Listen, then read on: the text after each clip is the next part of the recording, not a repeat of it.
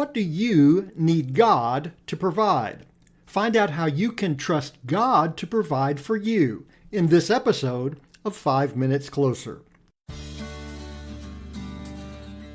I'm Vaughn Weatherford, and this is 5 Minutes Closer.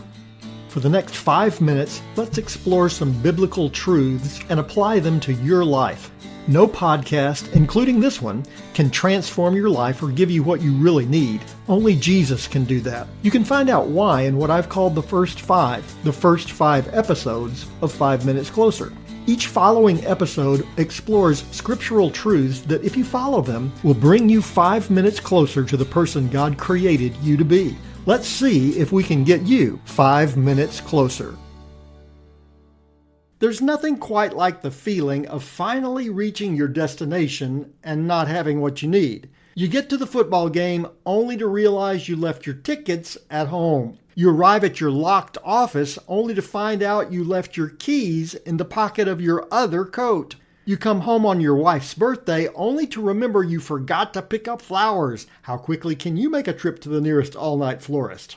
It's much nicer to have what you need. Abraham trusted God to provide. In what is possibly the best known story from Abraham's life, he trusts God to do exactly that. In Genesis chapter 22, verses 7 and 8, the Bible says, "And Isaac said to his father Abraham, 'My father.' And he said, 'Here I am, my son.' He said, 'Behold the fire and the wood, but where is the lamb for the burnt offering?' Abraham said, 'God will provide for himself the lamb for a burnt offering, my son.' So they both of them went together."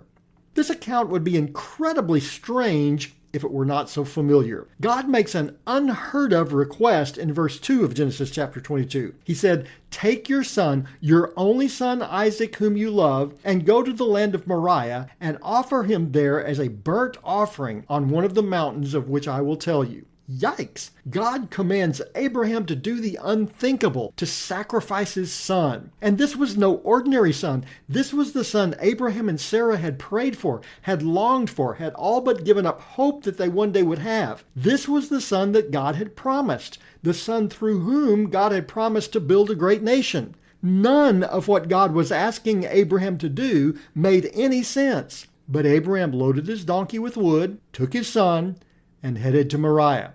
His words to his servant are telling. In verse 5, he said to his servants, "Stay here with the donkey while I and the boy go over there. We will worship, and then we will come back to you." Abraham tells them that he and his son will go and worship, and then we will come back to you. Abraham knew God's promise and God's fulfillment of it. He trusted God to be faithful to his promise. According to Hebrews, Abraham believed that whatever happened, God would keep his promise. He did so by faith. X-rays, MRIs, and CAT scans enable doctors to diagnose a variety of medical issues that they could not find otherwise. They enable doctors to see where they can't physically see. Faith is like a spiritual X-ray. It allows the believer to see where we can't see on our own. Abraham knew God would be faithful to his promise. He trusted God to do what God had said he would do. He had seen God's faithfulness in days past. He had no question that God would continue to be faithful in the days ahead. How did he know that? How could he be sure? By faith. Faith allowed him to see what he could not physically see.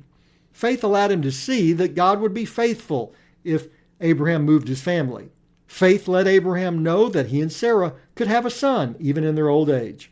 Faith allowed Abraham to know God would fulfill his promise through Isaac, even despite the strangeness of this request that he be sacrificed.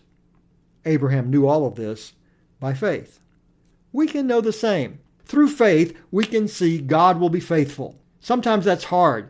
Sometimes the tragedies of our life block our view. Sometimes the confusion of this world distorts our vision. By faith, we can see that what God has promised is still secure. In the story about Abraham and Isaac, God provided a lamb. What solution in your life goes beyond your ability to see? What issue have you failed to resolve on your own, and you don't know what you're going to do? By faith, entrust it to God and know that He will provide. because now you're 5 minutes closer. My prayer is that these 5 minutes have challenged you, inspired you, and caused you to consider applying God's message for your life from His Word. To find out more, visit our website at 5minutescloser.com. Join me next time to see if we can get you 5 minutes closer.